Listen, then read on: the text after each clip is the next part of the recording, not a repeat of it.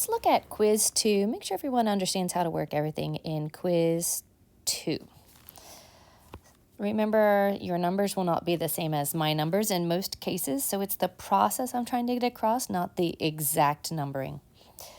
All right, so this first question, how many moles of titanium are in this many atoms? So first thing, I'm noticing that I'm going from titanium to titanium. Second thing I notice is that I'm trying to go from atoms to moles, so that should immediately make me think Avogadro's number. So question mark. And then we have, looking for moles of titanium. 4.9 times 10 to the 22nd atoms, Ti, times 6.022 times 10 to the 23rd atoms, Ti, and 1 mole of Ti. I'm going to bring over the calculator, bring it over here, and I've got 4.9 e to the 22 divided by 6.022 e to the 23. If you get some kind of a number that's the same numbers, but it seems like your exponents are ginormous for the times 10 to the... Last year, Subaru and our retailers donated 50 million meals to Feeding America. But So if you get a huge number on your times 10 to the, it's because you did not choose to use the E key on the bottom, and you did not put parentheses around this if you aren't using the E key. So this is 8.12 sig figs, so 8.1 times 10 to the 20, let's see, 1, 2, minus 2. Now, next question. In this one, we're still dealing with calcium. I've got the moles and a certain amount of calcium. Calcium to calcium. I'm not having to do factor label for calcium, some kind of calcium compound. So I've got 8.45 grams of calcium times grams of calcium in moles of calcium. This is 40 point, I got to remember on my periodic chart here.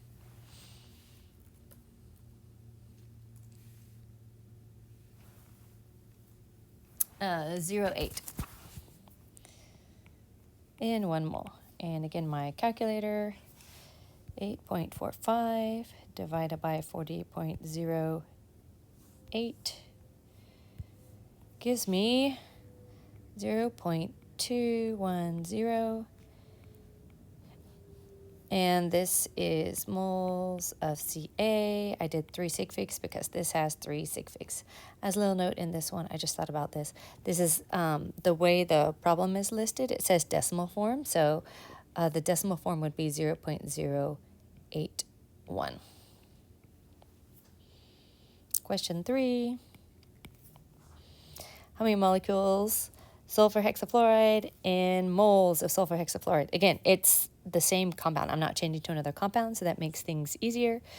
So 4.12 moles of SF6 times moles SF6 molecules SF6, because I'm thinking Avogadro. In 1 mole, there are 6.022 times 10 to the 23rd molecules.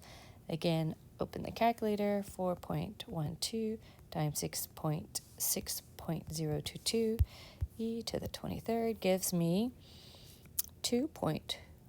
And I've got 1, 2, 3 sig figs, 2.48 times 10 to the 24th. So you can see that's the third answer there.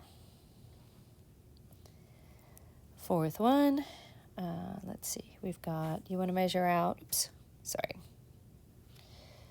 Let me move that around. Let me bring this back up to the side. So I'm reading it, and again, I'm only seeing barium chloride, and so we want to know how many grams, 0.313 moles of BaCl2 times moles of BaCl2 in grams of BaCl2. And this is going to come from the periodic chart. Ba is 137.33. Cl is 35.45, and there's 2 of them. So I'll put it in my calculator. So 137.33 plus 35.45 times 2 gives me 208.23. Try to keep it to the hundredths place. Then that number times 0.313 gives me 208.23. 65 point, and again 1, 2, 3 sig figs, so 65.2 grams.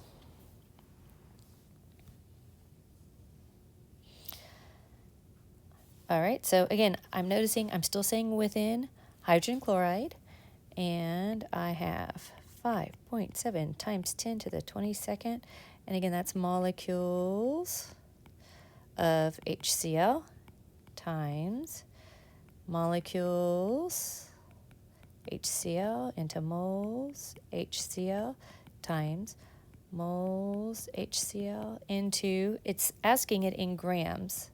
Anytime you have to go from like atoms to grams or molecules to grams or grams to atoms, grams to molecules, that means it's going to be 3 steps. In 1 mole, there's Avogadro's number. And in 1 mole, the chlorine we actually have up here, that's the chlorine's mass, and then I just add 1.01 to it. So that's 36.46 in 1 mole of HCl. 5.7 E to the 22nd divided by 6.022 E 23rd times 36.46. And that gives me, look, 2 sig figs, so I need to round to 2, so that gives me 3.5 grams of HCl. 6. So this is grams of carbon in C3H8. Oops, I skipped one. Just a second. Let me take a step back. So I have a substance, and it gives me 61.7 grams and 0.289 moles. What's the molar mass? All right, so molar mass is grams per 1 mole. So that's how many moles there are. So to get it into grams per 1 mole, I just take the 2 numbers to make the units match. 61.7 divided by 0.289. That's grams. That's moles.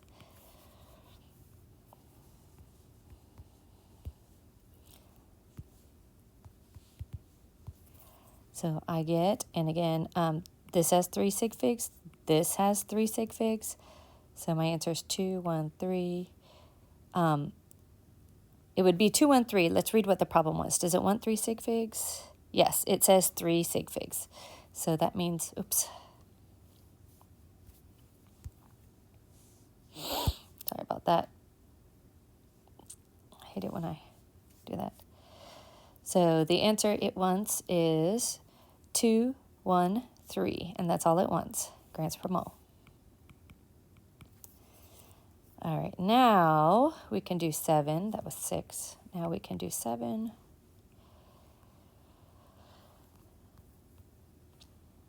So in 7, this one wants us to know how many grams of carbon in C3H8. So we're going to have to go inside of this using this 3 there. Got to start with the only number they say is the 6.10 moles of hydrogen atoms. So that's moles of hydrogen. So I'm going to go from moles of hydrogen into moles of C3H8. And then I'm going to go from moles of C3H8 into moles of carbon. And notice it wants grams, so then I'm going to go from moles of carbon into grams of carbon. And this 8 is going to be what goes here. And that's always in 1 mole. And then in 1 mole, I have 3, because you can see over to the side, the 3 and the 3. And then this is just carbon's molar mass. And notice that all the units are canceling correctly. So that one cancels with that. This one cancels with this one. This one cancels with this one. So 6.1 times 3 times 12.01 divided by 8 equals 27 point, again, 1, 2, 3 sig figs, 27.5 grams of carbon. Again, keep in mind my answers won't be the same because I'm getting spooled different numbers, but the process should be the same. So we're looking for not empirical. So what we're basically looking for is something that doesn't have all the lower numbers the same. I'm sorry, and it's also something that doesn't have, just one second, keep messing this up. There we go. I need something where it's a multiple of some number. So like this first answer choice, 8,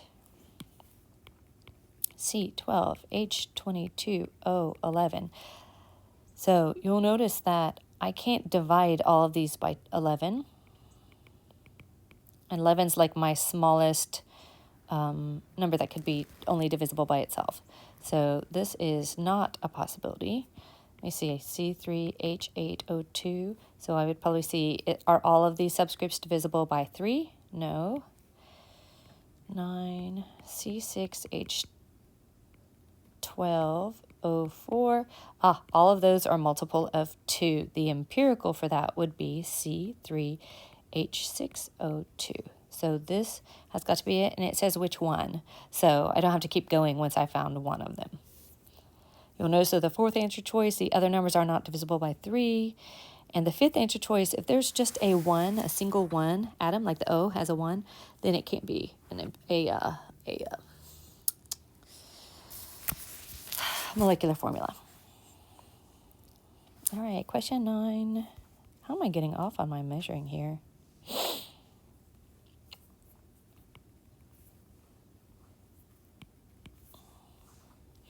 Okay, we've got NO2, and what's the molecular formula? We have the mass. That's the empirical formula. So to get from the empirical to the molecular, it just means that it's going to be some multiple, and I don't know which multiple it is. So I'm going to add these guys up, 14.01, and then 16 times 2. That gives me 14.01 plus 16 times 2, which is 46.01. That's how much this one weighs. So I take the 138 divided by 46.01.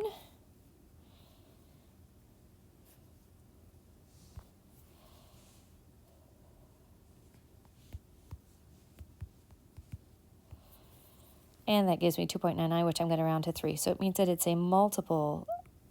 So that and that times 3. N3O6 is the answer. All right, now question 10.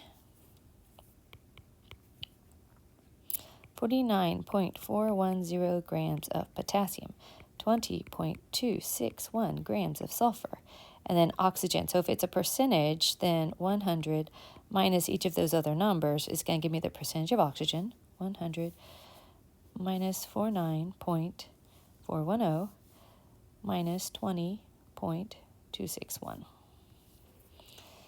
That gives me 30.329 grams of oxygen.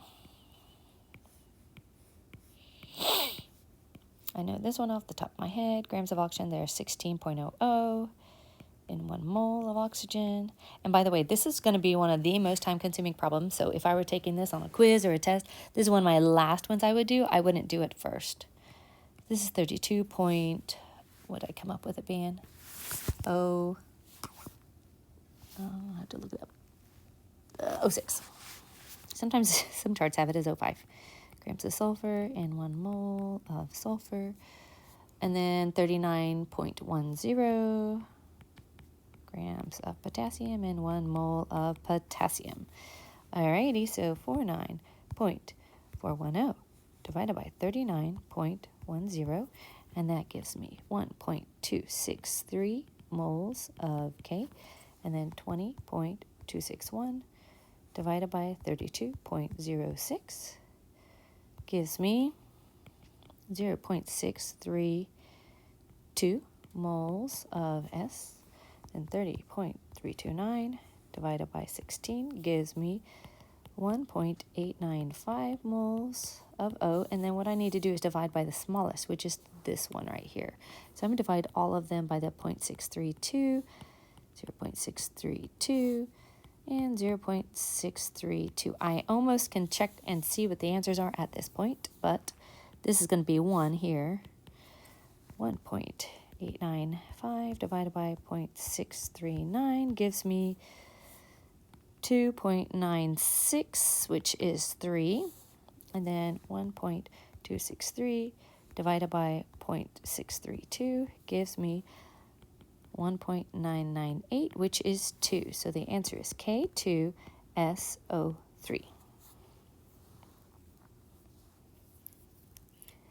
Mass percent of fluorine.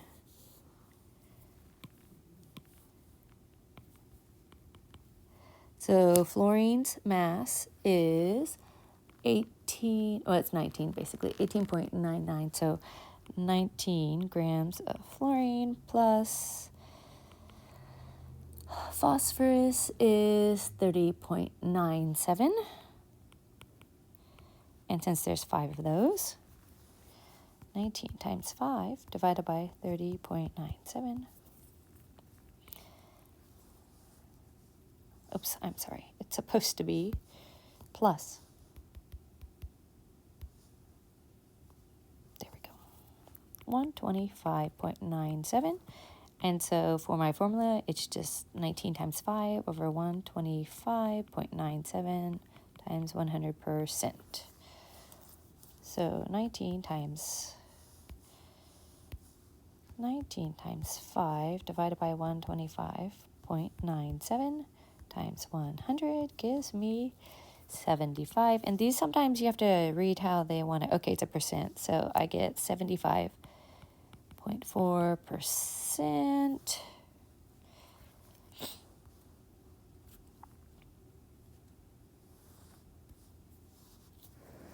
So it's that one right there. All right, so weighted average. The weighted average, that's that number off the periodic chart. That is the atomic mass. The mass number is something that you get from adding protons and neutrons, and that's related to just one isotope. Mass defect is related to something else completely. Atomic number, well, not completely, but atomic number is the number of protons. That's that big number. And the isotope number, that's just, that would be like what isotope you're talking about, like, carbon 12 or carbon 13. So that's the atomic mass. Anions, yes, they're gaining electrons. They're negative because they're gaining electrons. Cations are positive and they lose electrons. All right, so 19 and 22.